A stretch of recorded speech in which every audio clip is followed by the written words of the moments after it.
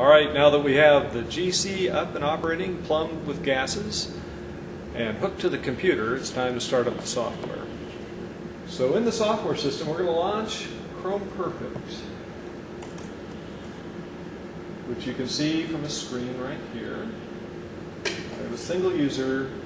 We're going to go to the data acquisition screen, press that button,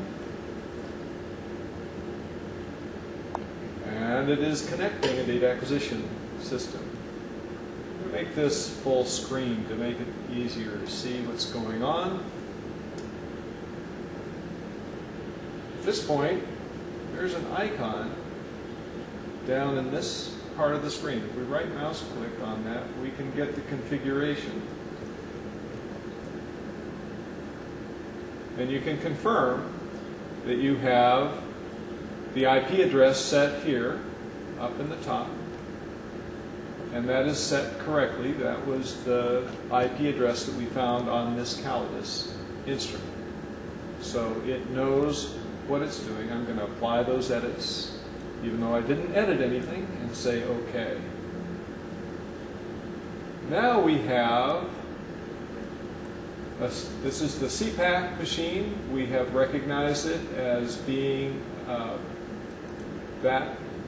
that device IP address, so everything there is set properly. We are running a single flame ionization detector, and it is connected. Say OK here. So now what we need to do is use the software to take control of the instrument. So we are going to press this button right here that says claim. And now we have claimed the computer, so it knows who the operator is. It's got everything set up here.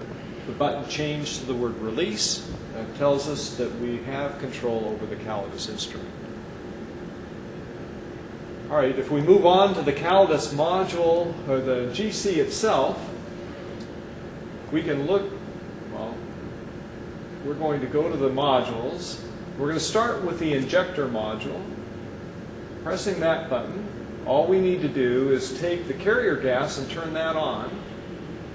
And you can see it starts out yellow, and it's going to then build up pressure slowly to get to the 25 psi that we're looking for. We're going to turn on the temperature as well, so it'll start to heat up. Pressure will come to stability much quicker than the temperature, of course, will. So we're now in the heating mode for the column, or the injector. Now we'll look at the detector system, and we do the same thing. We want to turn on the air, we want to turn on the hydrogen, and we want to start the temperature going. And they should be done in that order. So now we've got the system coming to temperature, coming to equilibrium with regard to the air and hydrogen pressure. We can go back